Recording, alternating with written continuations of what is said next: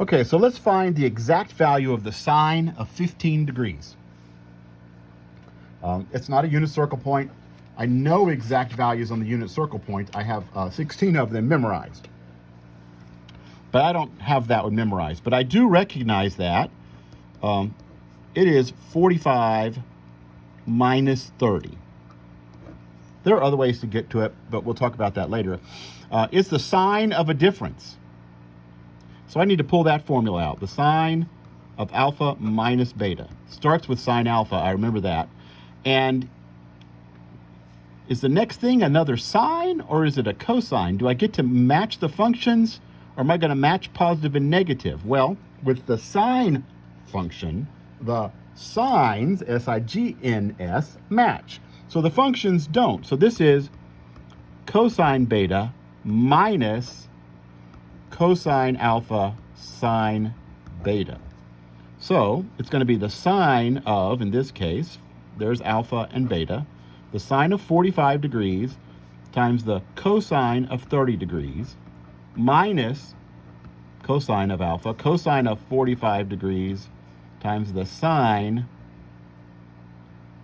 of 30 degrees. And then all those numbers are from the unit circle. The sine of 45 degrees is square root of 2 over 2. The cosine of 30 degrees is square root of 3 over 2 minus cosine of 45 degrees is square root of 2 over 2. Sine of 30 degrees is 1/2. And so the common denominator is going to be 4. It's going to be square root of 6 minus the square root of 2 over 4.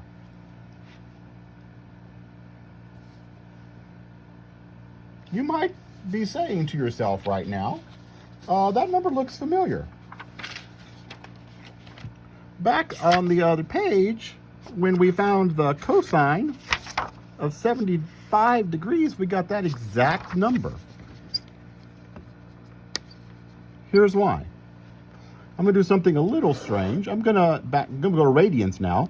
What is the cosine of pi over 2 minus theta? Theta could be any angle.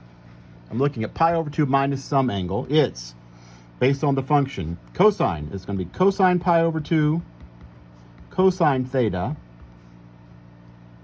plus, right, for cosines, the functions match, but the sines don't. Sine pi over 2 sine theta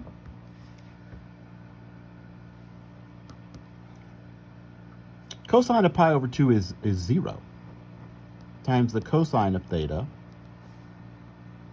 plus the sine of pi over 2 is 1 equals the sine of theta. The cosine of pi over 2 minus theta is the sine of theta. Pi over 2, remember what pi over 2 is? Pi over 2 is really, in degrees, 90 degrees. It's a right angle. Okay? And if you remember, I don't know if you remember from high school geometry, two angles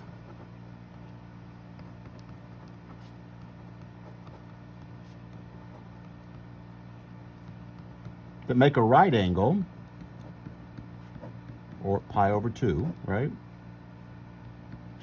are called complementary.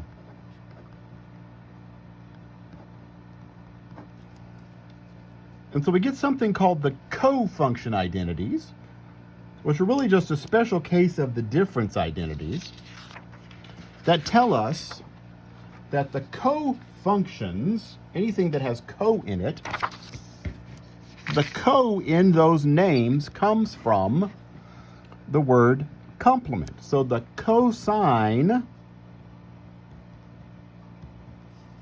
is really the sine of the complement. That's the origin of the word.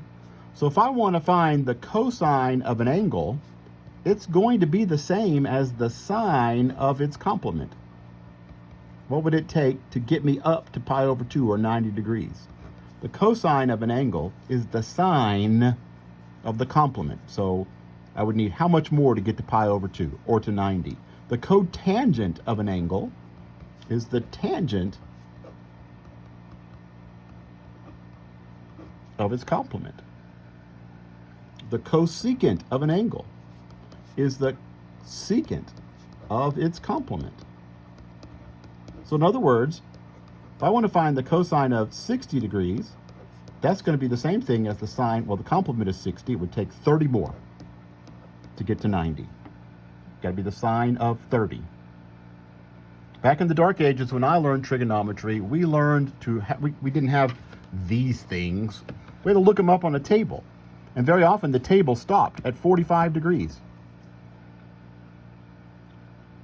And if I wanted to find the cosine of something bigger than 45 degrees, let's say, what if I wanted to find the cosine of 82 degrees on my table? It wasn't there. I had to go to the table and look up the sine of 8 degrees because that's the complement of 82 is 8. And I would look up the sine of 8. This also works in the opposite direction, by the way.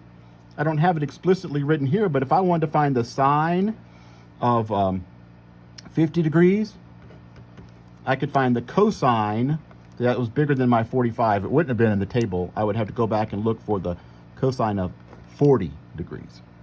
Okay, that's enough for today. I'll send these out, and then I'll send out some homework lists to practice on these. I realize you will need to practice a lot on the sums and differences, especially in order to start feeling comfortable with those.